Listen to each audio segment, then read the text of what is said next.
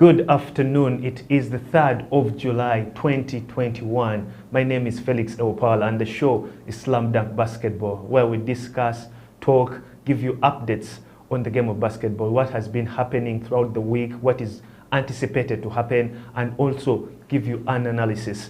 This afternoon, I'm joined by my co-host, Emma Ateng. Good afternoon. Good afternoon, Felix. How are you? How have you been? Well, that is a difficult question to answer. Actually, I should first ask you, how are you counting down the 42 days? The lockdown is biting hard. Certain people who are the biggest number, some actually are not feeling it. Others are waiting for the government to actually come in, chip in. They are anticipating. People are charging their phones endlessly so that they don't miss the mobile money if it comes. How are you handling the 42 days? Well, have you been in that situation whereby you stop counting days, and you don't know whether today is a Sunday or a Monday. Basically, sometimes you wake up to go back to sleep.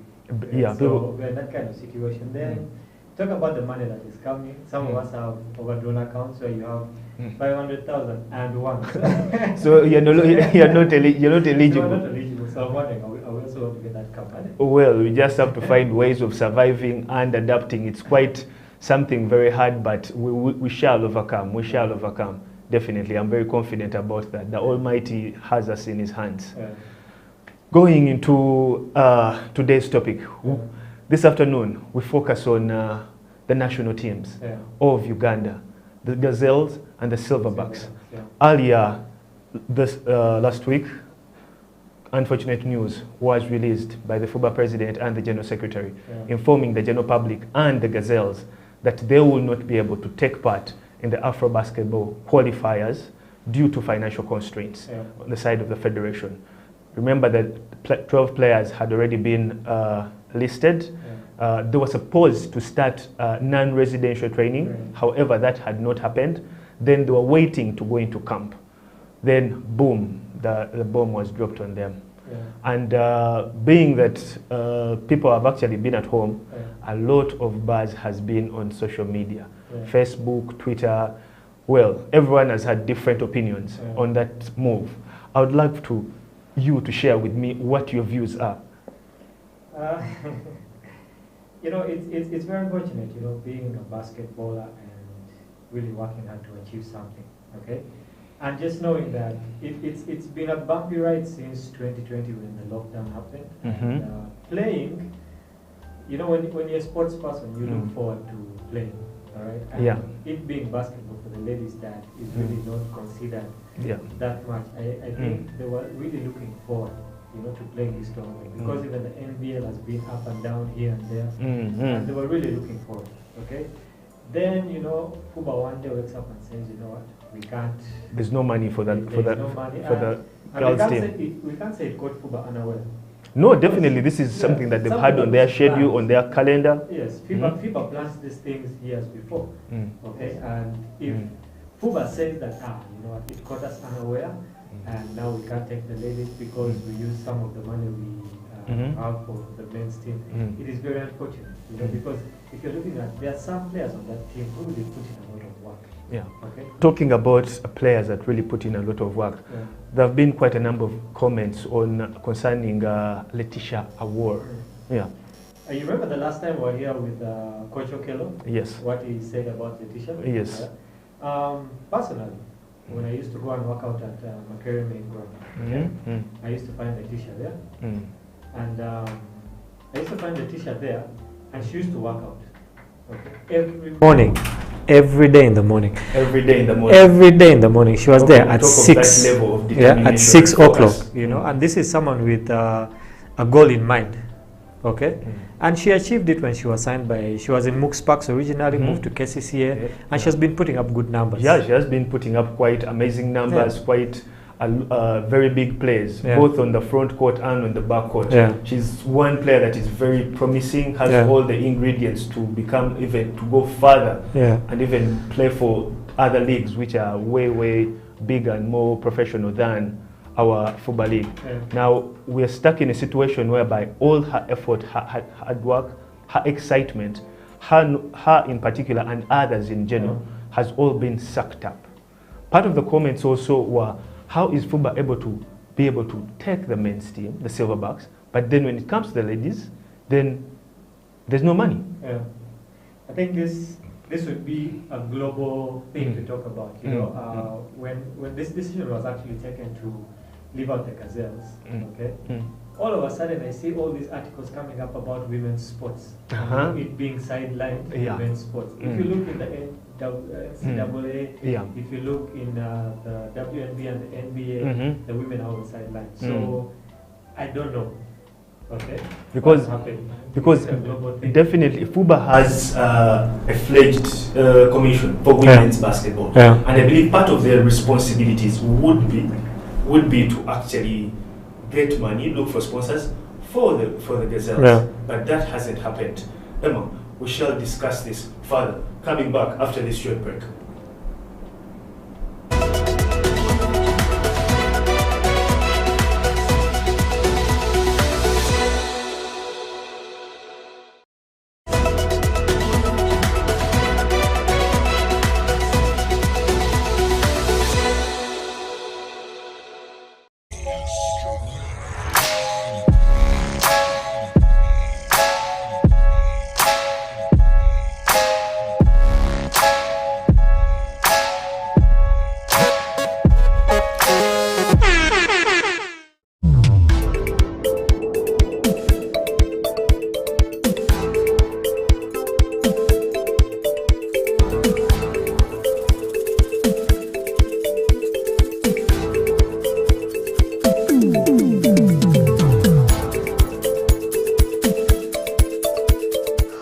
The slogan of Soundtrack Tribe is meet, inspire and celebrate.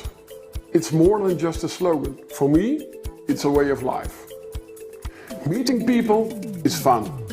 Meeting interesting people is even more fun. And making beautiful things with challenging people is the best.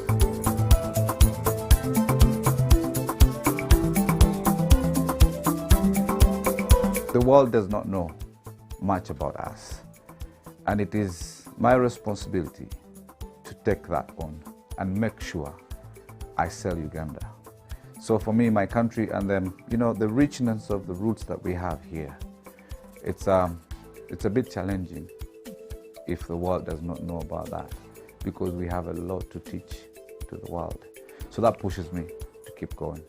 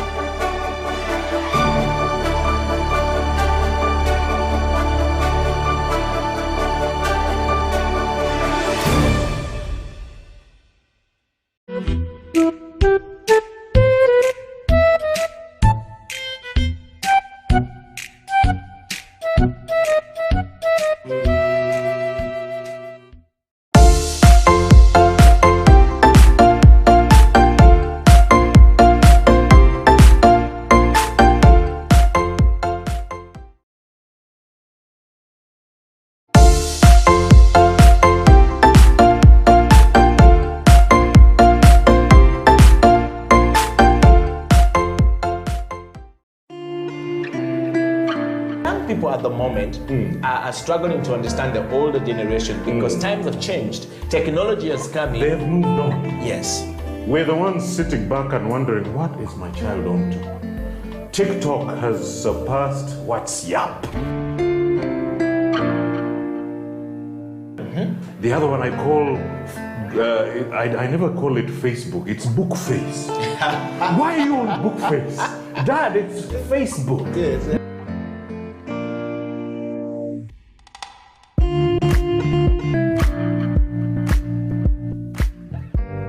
Me, I keep saying, I have a foot amongst the millennials. Yeah. I understand the traditionalists. Okay.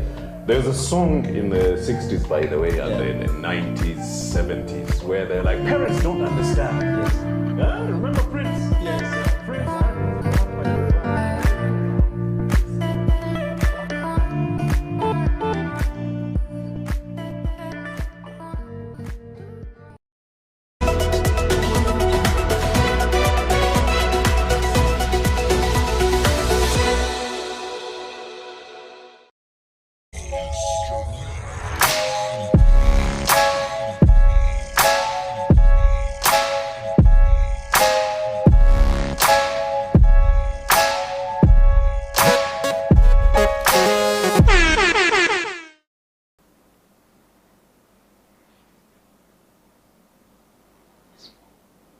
Welcome back from that short break. The show is Slam Dunk Basketball Talk, and I'm in studio with Emma Attain.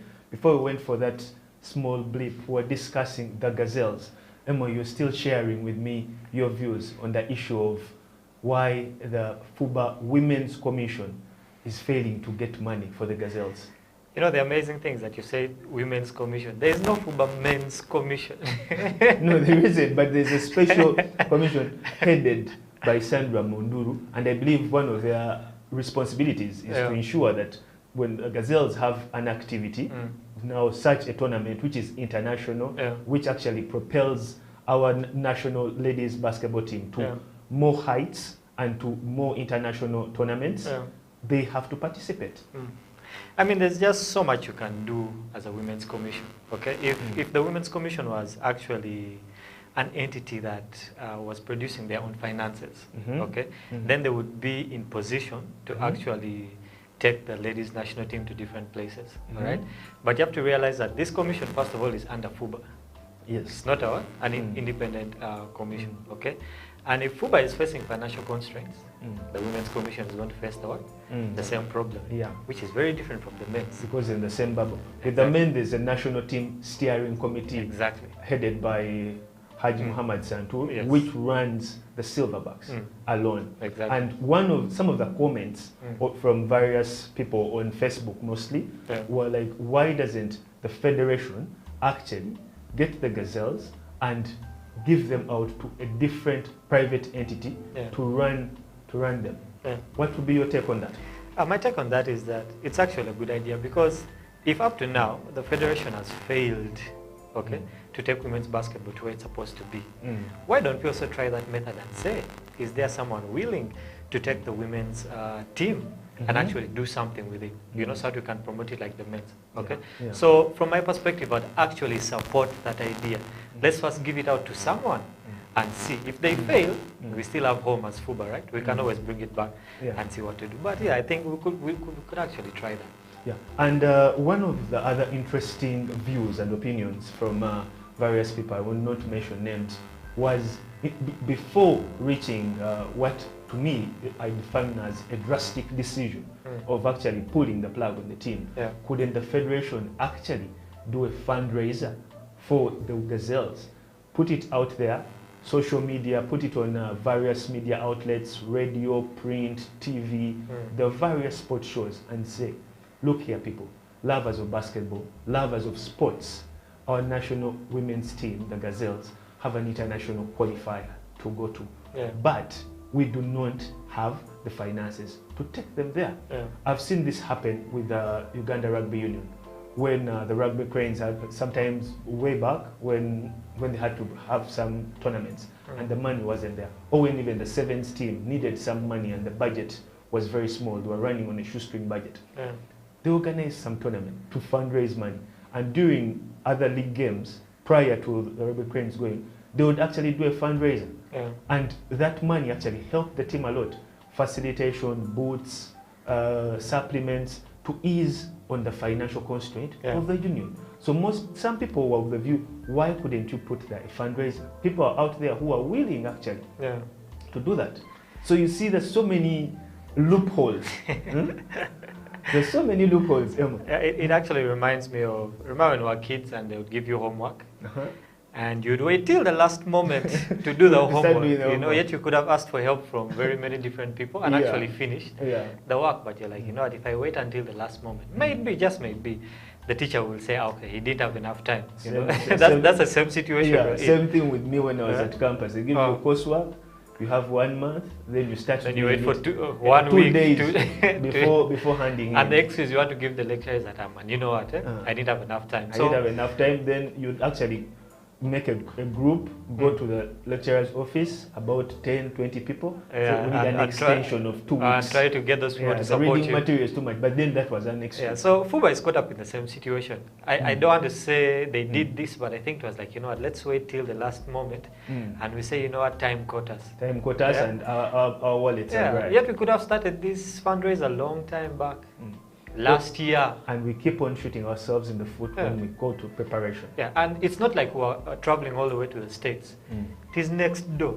Yeah. Here. It's just going to happen. We can get a bus. 7-hour drive. Yeah, 7-hour and drive. Rwanda. We can literally get a bus and go there. Okay? So this it just shows that the state of ladies basketball in Uganda, okay, is in tatters actually. Apart from the NBL and the Div 1, FUBA, I don't want to say this, but it's like the ladies basketball is actually not cared for. Yeah, it's just something. It's just by there. the way, like how you can move with your shadow beside It's you. just there. And the thing about it is that when you have people working hard, let's say now Letitia Ward has been working hard. You have Flavia, it could have been her last time to play. Yeah, definitely, you know? definitely, because she's at the tail end of her career. Yeah, and you have all these kids who are trying to come up, and you tell them, you know what? Because we're not going to say, most of them don't have the opportunity to go and play in the WNBA or in the Spanish league. For them, the NBL and, you know, donning that national team jersey is it for them. It means so much. Yeah. That is So- a representation of their So if you hard take work. that away from them, then what? And you know, the ladies, they are playing span. You know, in sports is not that long. Yeah, After compared they to men. give birth, Yeah, it it starts goes going down a bit. So what are you going to tell the ladies now? You know, I think this decision actually made a lot of people, a lot of women just lose. Because it has demoralized quite a number Yeah. of players. It has demoralized the selected people. Yeah. It has taken away the inspiration of some high school girl Yeah, high who's school playing girls. basketball and Yeah. it's like, I want to wear the national team Jersey. jerseys. Yeah. Jersey. I want to play like Flavio Kecho. I want to be the next Claire Lamunu. Yeah. You know, now that person will be like, why don't I turn my attention to a different sport which is almost like basketball, or handball, volleyball? Netball. Yeah, and you've lost the talent. Yeah. Yeah. So yeah, I mean, we should do something.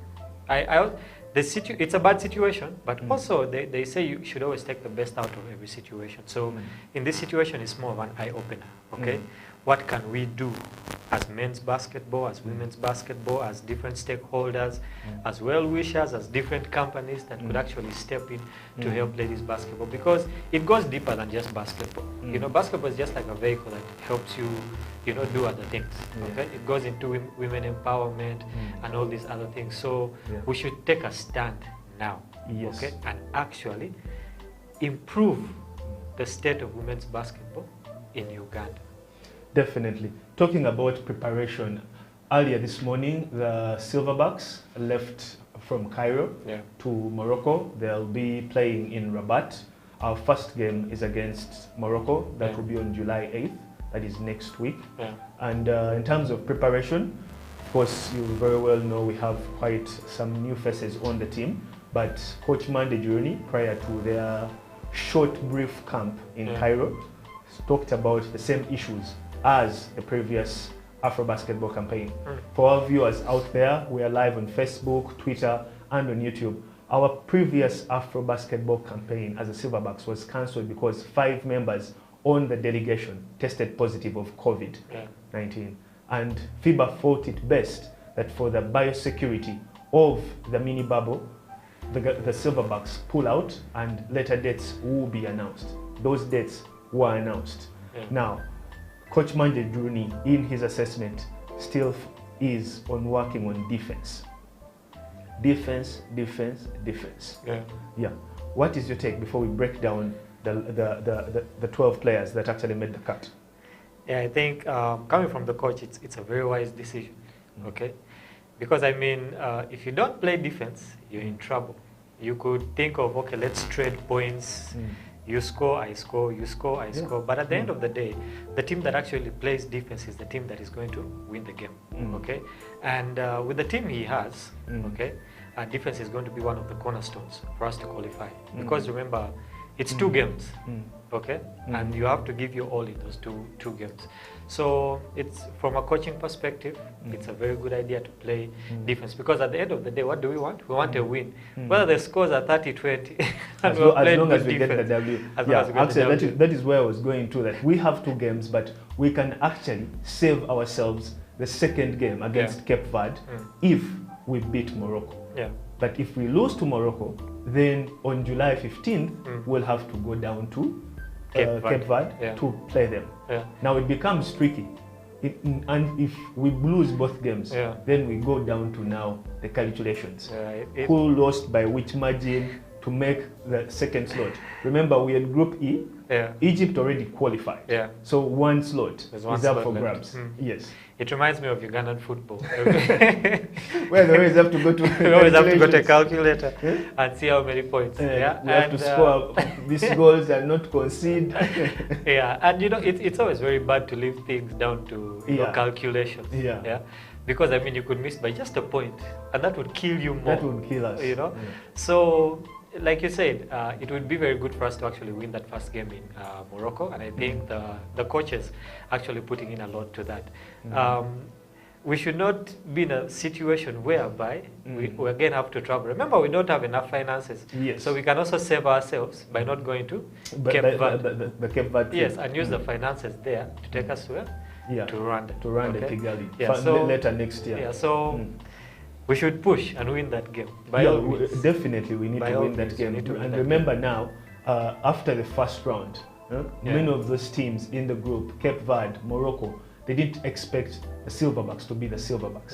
They actually, Cape Verde didn't expect us to pound on them. We were pounding on them. So was Morocco. They didn't expect that. And I remember hosting Ben Komakech here at Slam Dunk after that, and he was like, when they were coming back at the airport, the Moroccan team were waiting for you in the second round.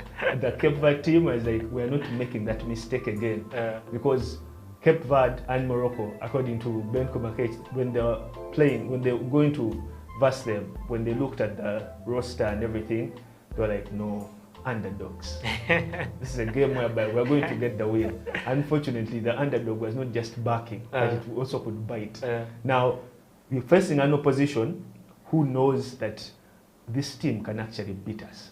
We're at the same level. So that means it's going to be tougher. And also, remember, the rules allow teams to beef up. So Morocco definitely is going to be a different Morocco from the Morocco that we played in the first round. That's true. So is Cape Verde. There's a saying that it's not the size of the dog in the fight, but the size of the fight in the dog. You know, and it's true. We look like underdogs. You know, and going in there, I think Morocco thought, this is Uganda, Silverbacks. You know, we have counted our win. When you look at our FIBA rankings, like, we definitely have to beat this team. It's kind of like in the NBL when you say City Oil is going to play. Let's say some bottom team like Falcons, and City Oil says, it's just Falcons. And Falcons win. They've been on a losing streak of 4 games. So they want to lose. That kind of situation. So we went out the first round and actually did what we were supposed to do. You know, you always have that element of surprise, you know. And we took Morocco by surprise, we took Cape Verde by surprise, almost took Egypt by surprise also. Until the final final 4 stretch minutes. where we really lost it. Then now coming back, there is no more element of surprise. All teams are beefed up, everyone wants that ticket to go to Kigali, you know, to play in that arena first of all. But we have also beefed up. All right? And the good thing is, basketball is not a chance game. Basketball is a strategy game. Just like chess. Yes, like chess. And I believe that both sides have different strategies. So the only element of surprise now comes in strategy. You know the people. But now, how are the coaches going to use what? Their different pieces. That's where the element of surprise is going to come. And I believe that Mande Juruni and the other coaches, Mande Juruni, Andrew Tendo, George Ganakopoulos. His name is very complicated.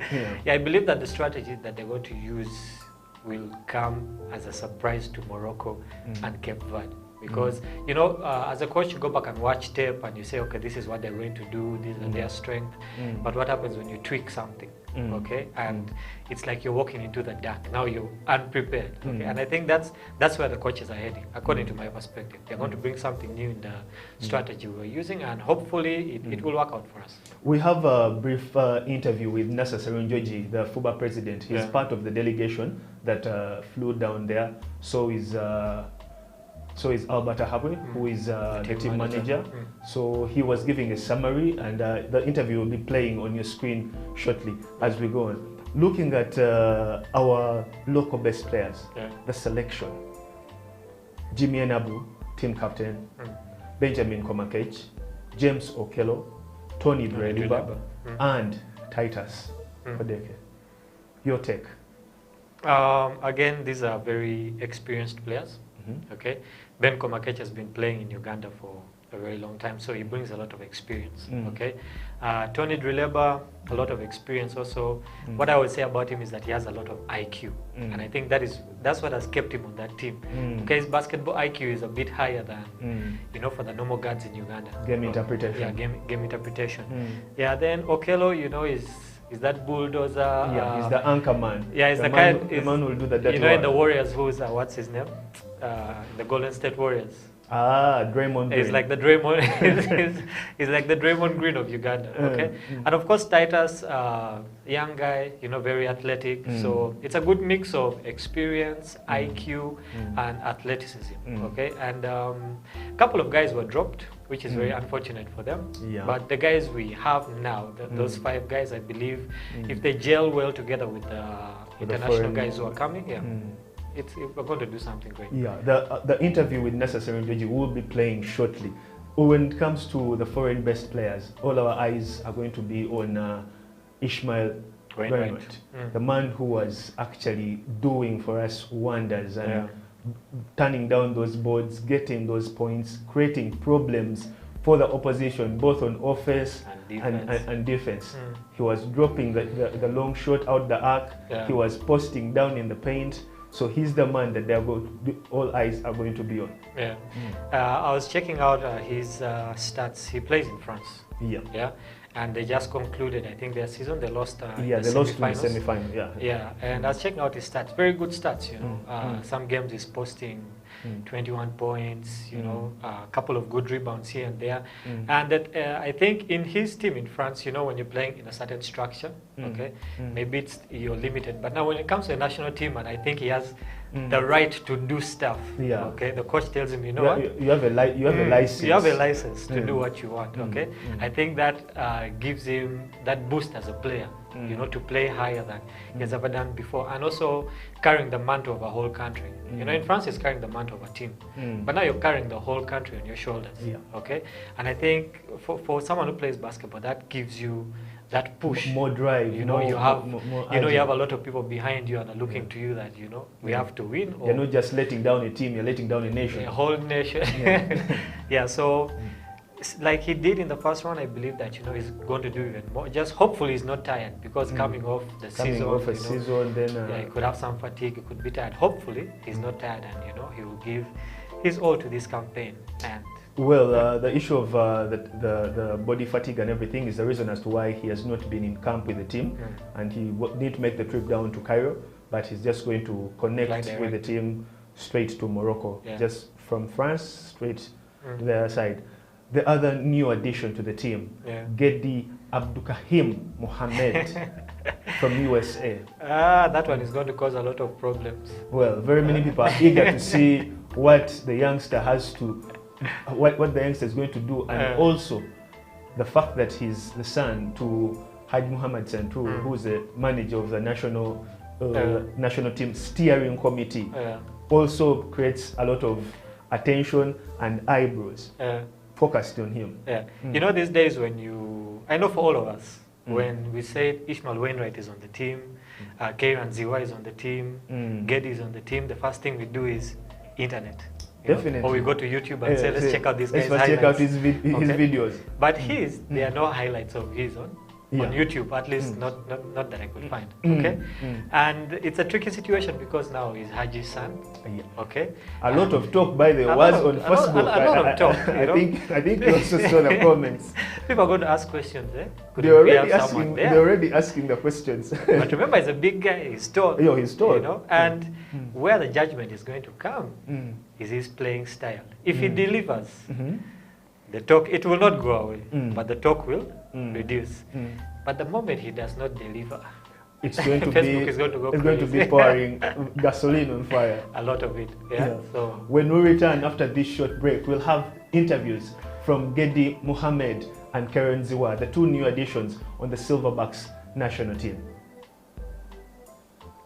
Safely in Cairo, the local-based players finally teamed up with the foreign-based players and all our coaches. We are all here in Cairo.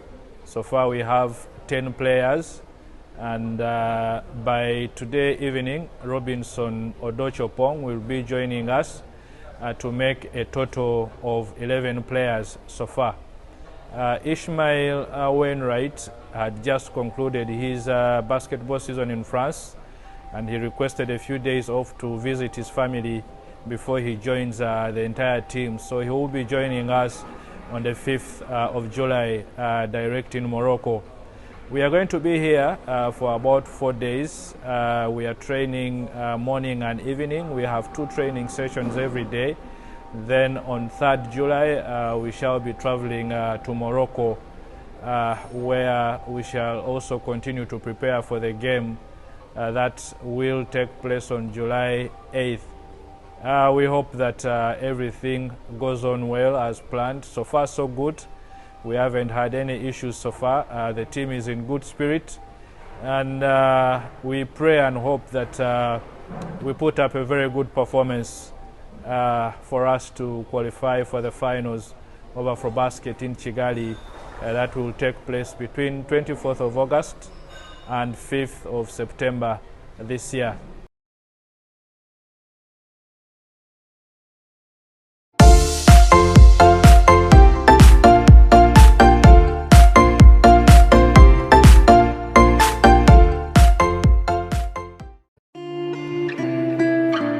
People at the moment are struggling to understand the older generation because times have changed. Technology has come in. They've moved on. Yes. We're the ones sitting back and wondering, what is my child on to? TikTok has surpassed WhatsApp. The other one I call, I never call it Facebook, it's Bookface. Why are you on Bookface? Dad, it's Facebook. Yes.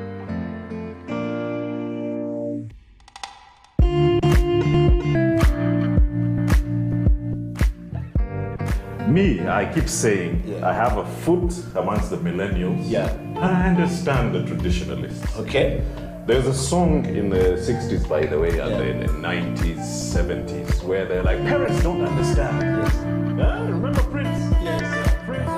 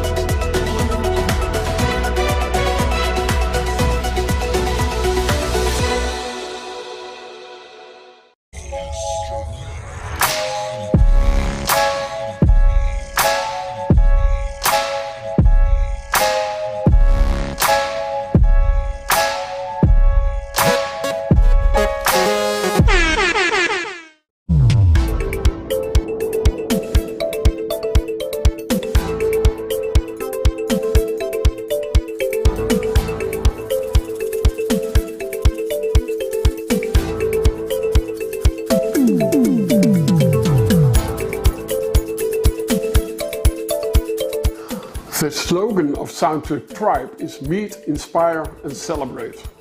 It's more than just a slogan. For me, it's a way of life. Meeting people is fun.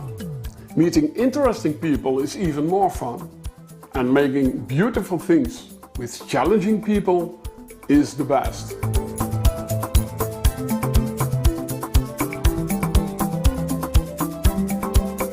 The world does not know much about us, and it is my responsibility to take that on and make sure I sell Uganda.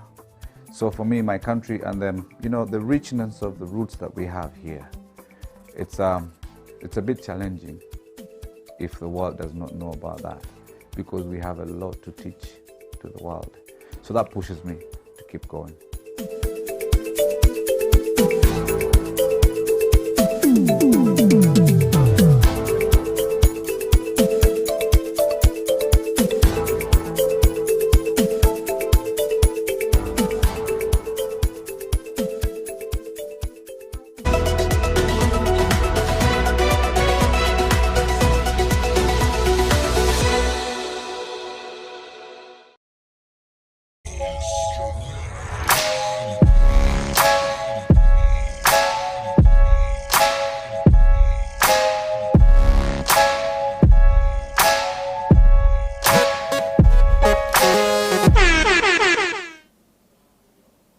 Welcome back from that short break. It is Slam Dunk Basketball Talk, and we're talking about the Silverbacks, the road to Kigali, and how we get there for the Afro basketball. Remember last time the Silverbacks were unfortunate and weren't able to get there. Various changes have been made. The team has quite had a number of blows by having 5 players test positive in the previous round, but now everything is on track. That is why they're already actually now in Morocco, where they're going to play on July 8th. Emma, before we went for the short break, we were discussing Gedi Mohamed Abdukahim. Yeah. And during that break, have an interesting WhatsApp here from Hanifa Mayanja. He says, my brother plays in the US, and he has sent videos to Coach Mande. However, he has never been selected. What criteria is used in selecting the foreign-based players? I also want to know what criteria. What criteria is used? I definitely have to have an interview with him so that he runs me down through this after the show. But who recruits? I think it's Herbert, the manager. Alberta Harry, and then also the head coach, George Giannakopoulos, because the players send their videos. Then the national team steering committee, I believe, scrutinizes them, then sends to the head coach. They make an assessment and make the final cut. Yeah, so I think it's just like if you, Felix, had a basketball team, okay? And you say, we're getting into this season, and these are the different pieces that I need.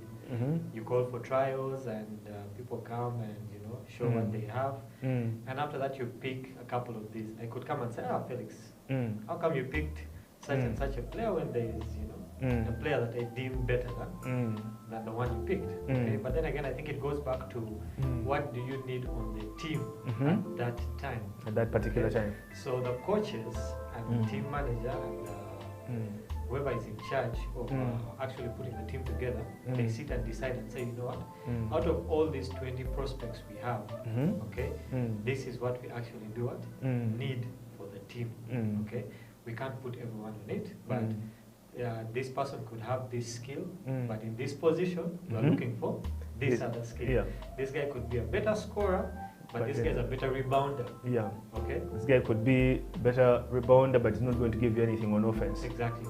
You know, sometimes you just take a player because this guy is a hustler. He's a player who's going to get into other people's heads, like this guy in the Clippers.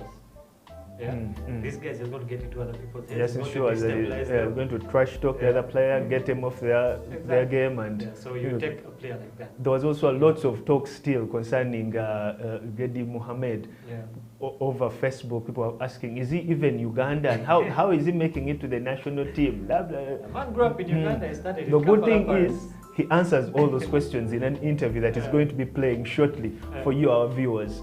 Feel free, remember, to send your views on Facebook, on Twitter, so that we review them, so that we see your comments. You tell us what your comments are and what your assessment is of the Silverbacks. It's going to be quite interesting, Emma. It's going to be quite interesting. I think we're getting into a video of... we're getting into a video of Gedi I really want to hear what when he says he about answers being most of the Ugandan. questions, because I believe he has also been on Facebook and on Twitter, and he has seen what reactions have always been there. Yeah, again, that is fuel to the fire. Hakeem Mohammed Gedi. Yeah, yeah. Okay, I grew up in There's a video Uganda. playing for your viewers. I went to Kampala Parents Primary School from pre-primary all the way till P7 finished. Then I went to Green Hill Academy for S1, S2. And then I moved to Minnesota. And then I've been living there for the past couple of years, since 2012. I went to university in Iowa, played there. And then my second year of college, I played at Wayland Baptist University in Texas. And I just graduated from the University of Minnesota. I started playing, I'd like to say, in my sophomore, junior year of high school. So that's like, what, S4? S3? That's when I started. Yeah, around that age. That's when I started. I played a little in Uganda, but nothing serious. I went to iHoops Academy. Yeah, product of iHoops. 2018 in the summer, I went to a camp, but and played in the camp, but I wasn't ready. But then I decided that I wanted to work harder and join the team, so I've been working hard since. And then now I got the call up, so I'm happy about that. I feel good. I feel proud of myself. It's a good group of guys, like on and off the court. They're really talented, great on the court, hardworking. Then off the court, you know, everybody's friends. It's good vibes. You know, everybody's happy. So it's fun being around them. Well, Emma, the man answers the question people are wondering about.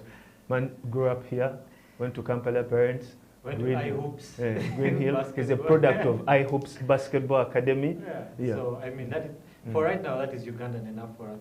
We shouldn't ask more questions. Well, my only query would be that the pressure, the tempo there is totally different. Yeah. And being that he's a debutant, sometimes you might reach there and get stage fright. Yeah. You never know how different players handle different moments, different situations. Yeah. We've seen it with so many players. They're very good back here. Then when you put them at a different level, things change. They freeze. Yeah. But I mean, if you, he has been playing in the States, okay, and we believe that the States is like the epitome of basketball. If you've played in the States, if you've played in a college, if you've played in different, even smaller leagues in the States, we believe that you have a certain level of basketball. Yeah. So hopefully we shall see that experience that he brings from learning basketball in the States and playing in those universities out there in the States. We hope that he will bring the same experience and the same exposure that he has to these games. So I don't think for him it will be something new. It will be like just going through what he has already been. What he has been doing. What he has been doing over time. Based on the level of competition in the States and down here. It should be almost the same, or just there are two sides to every coin, but I'm also excited about the fact that he's quite tall. You see at the end of the video when he's standing next to Titus, and he's slightly taller than him. He's 6'8". Yeah, around 6'9", I think. Yeah, he is tall, so that is a big addition to our team because we need the size down there. Only thing is, he might be muscled out. He's tall but lanky. He might be small, but strength is a different thing. He might be strong but small. Well, we'll wait to see. It's going to be quite interesting. Yeah. The other latest new addition to the team is Karen Ziwa.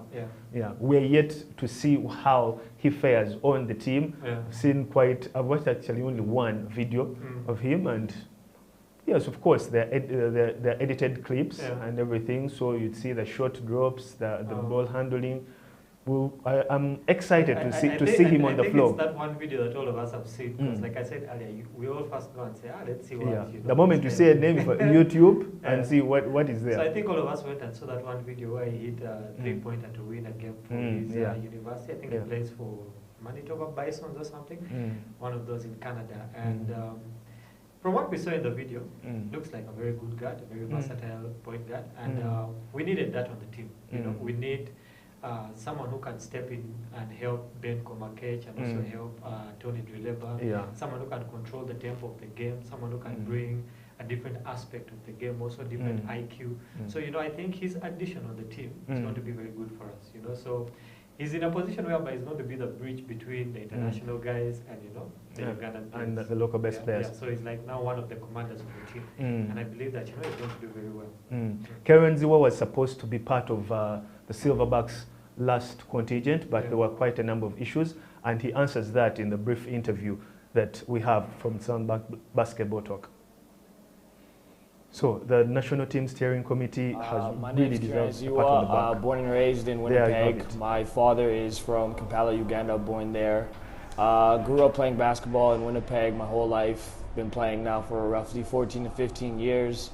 And the first time I heard about the national team was just over a year ago. Albert had reached out to me via Twitter, and we had been in talks about potentially joining the team one day and being able to represent Uganda.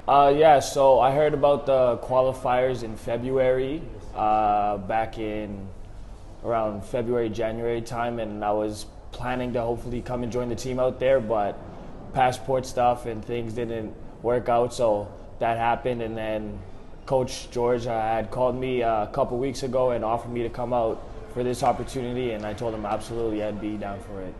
So I've met all the guys mostly. I know there's still 2 guys missing, Robinson and Ish, but I've met all the players now, and it's just a great group of guys, great humble guys, very inclusive, very fun, friendly, getting along well. We've only had a couple practices to mesh together, but everything is coming along smooth, and I'm really excited for what we can do. And so this group of guys is very talented, very hardworking, and there's just a lot of good energy around the guys that gives positive energy for us, and I feel like that is going to be a big factor for us when we step into Morocco, knowing that it's their home base and their home crowd. So just being able to unite one together and come together is going to be a big thing. To the fans back home in Kampala, I'd like to say hello, hi, thank you.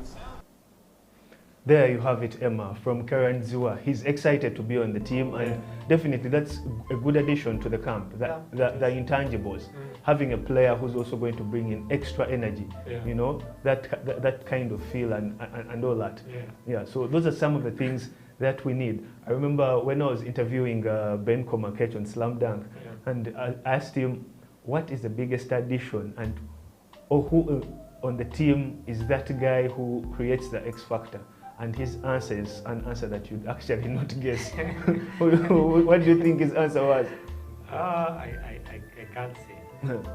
His answer was Joseph Ikong.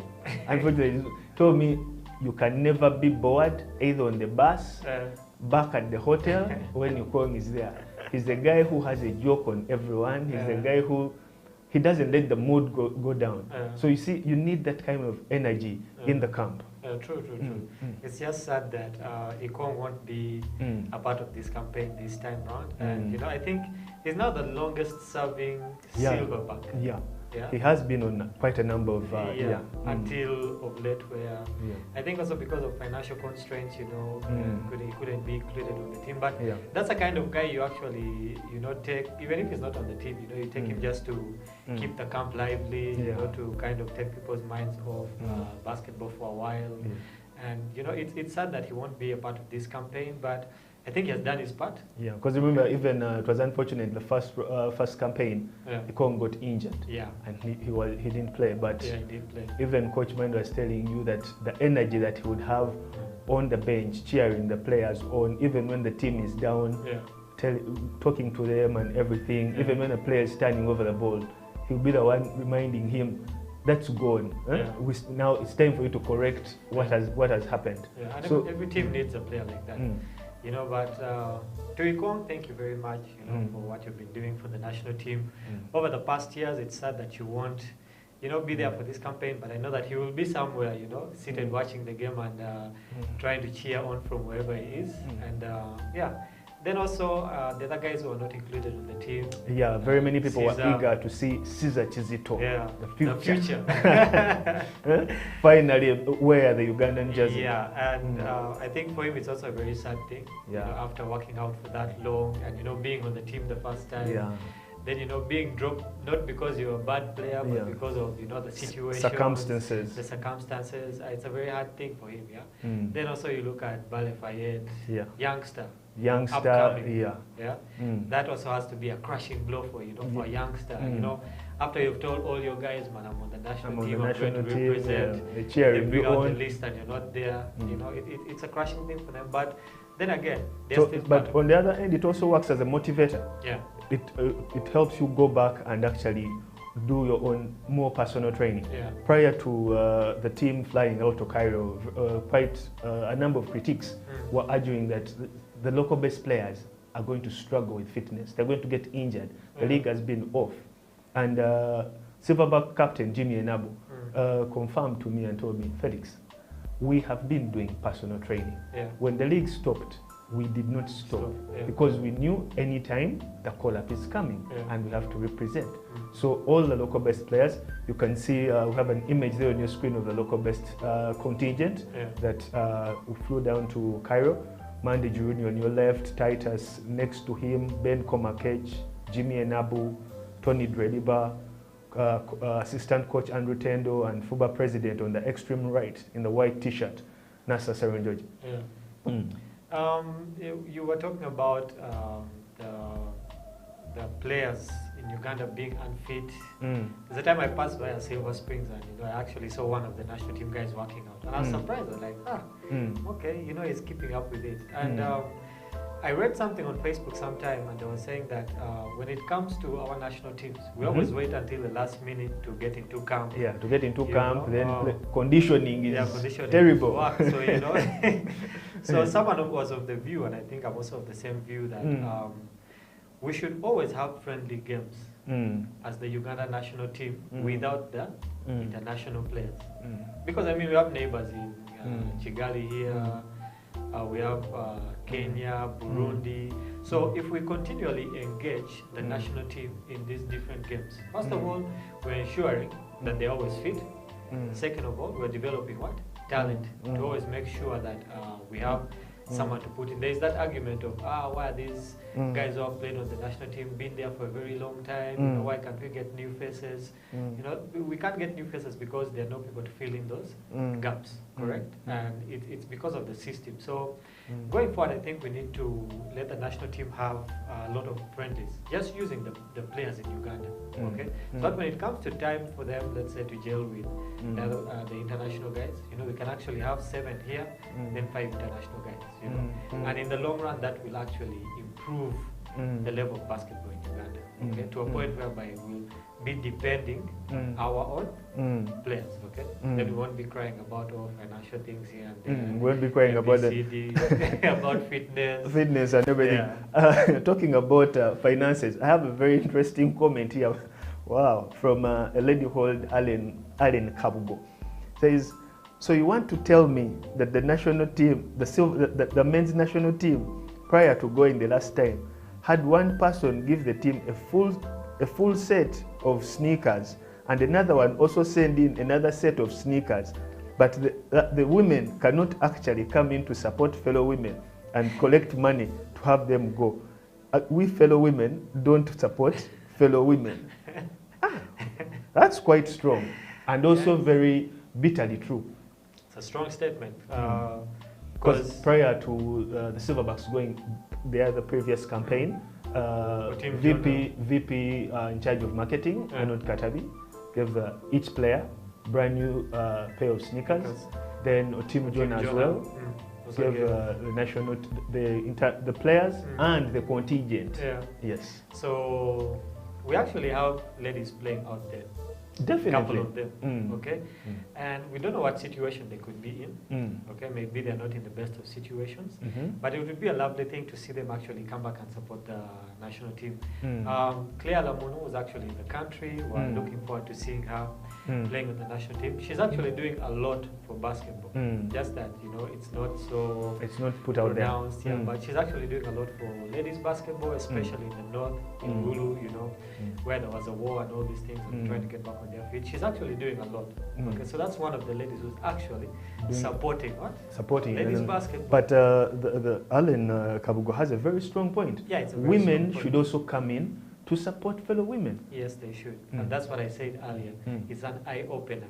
Okay, so because this is a call to action. Yeah, it's a call to action. So let's see what the women are going to do. We have a women's commission. Let's see what the plan is going forward. Yeah, because we wouldn't want to miss another window. Yeah, and the thing is, what happens in this case? Are we supposed to pay a fine to FIBA? Are we supposed to serve a ban for not playing? I don't know what is going to happen in this situation. I believe when you pull out, there's a financial implication, because remember the pools now have to be changed and all that, and then it also changes the format of the tournament.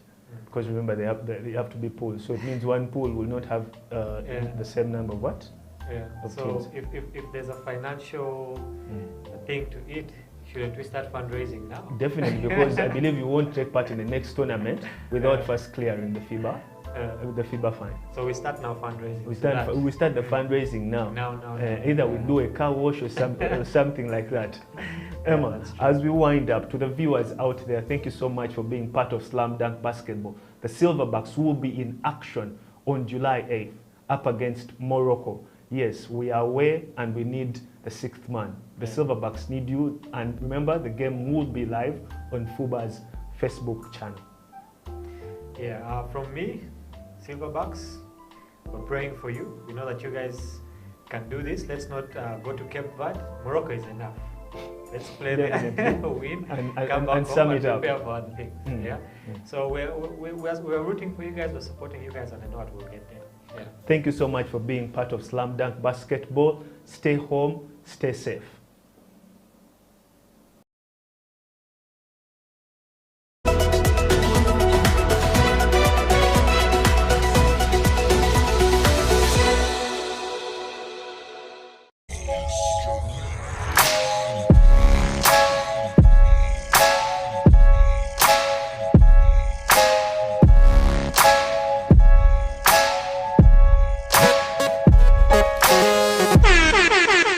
The team arrived safely in Cairo. The local-based players finally teamed up with the foreign-based players and all our coaches. We are all here in Cairo. So far we have 10 players, and by today evening, Robinson Odochopong will be joining us to make a total of 11 players so far. Ishmael Wainwright had just concluded his basketball season in France, and he requested a few days off to visit his family before he joins the entire team. So he will be joining us on the 5th of July direct in Morocco. We are going to be here for about 4 days. We are training morning and evening. We have 2 training sessions every day. Then on 3rd July, we shall be traveling to Morocco, where we shall also continue to prepare for the game that will take place on July 8th. We hope that everything goes on well as planned. So far, so good. We haven't had any issues so far. The team is in good spirit, and we pray and hope that we put up a very good performance for us to qualify for the finals of Afrobasket in Kigali. That will take place between 24th of August and 5th of September this year.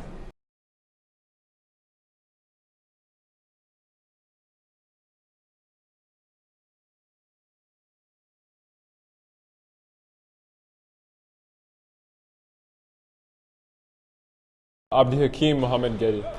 Okay, I grew up in Uganda. I went to Kampala Parents Primary School from pre-primary all the way till P7 finished. Then I went to Green Hill Academy for S1, S2, and then I moved to Minnesota, and then I've been living there for the past couple of years, since 2012. I went to university in Iowa, played there, and then my second year at college, I played at Wayland Baptist University in Texas, and I just graduated from the University of Minnesota. I started playing, I'd like to say, in my sophomore, junior year of high school, so that's like, what, S4? S3? That's when I started. Yeah, around that age. That's when I started. I played a little in Uganda, but nothing serious. I went to iHoops Academy. Yeah, product of iHoops. 2018 in the summer, I went to a camp, but and played in the camp, but I wasn't ready. But then I decided that I wanted to work harder and join the team, so I've been working hard since. And then now I got the call up, so I'm happy about that. I feel good. I feel proud of myself. It's a good group of guys, like on and off the court. They're really talented, great on the court, hardworking. Then off the court, you know, everybody's friends. It's good vibes. You know, everybody's happy. So it's fun being around them.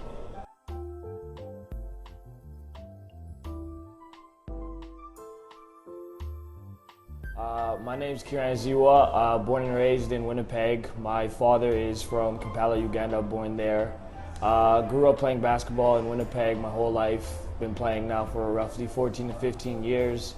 And the first time I heard about the national team was just over a year ago. Albert had reached out to me via Twitter, and we had been in talks about potentially joining the team one day and being able to represent Uganda. So I heard about the qualifiers in February, back in around February, January time, and I was planning to hopefully come and join the team out there, but passport stuff and things didn't work out, so that happened. And then Coach George had called me a couple weeks ago and offered me to come out for this opportunity, and I told him absolutely I'd be down for it. So I've met all the guys mostly. I know there's still 2 guys missing, Robinson and Ish, but I've met all the players now, and it's just a great group of guys, great humble guys, very inclusive, very fun, friendly, getting along well. We've only had a couple practices to mesh together, but everything is coming along smooth, and I'm really excited for what we can do. And so this group of guys is very talented, very hardworking, and there's just a lot of good energy around the guys that gives positive energy for us, and I feel like that is going to be a big factor for us when we step into Morocco, knowing that it's their home base and their home crowd. So just being able to unite one together and come together is going to be a big thing. To the fans back home in Kampala, I'd like to say hello, hi, thank you.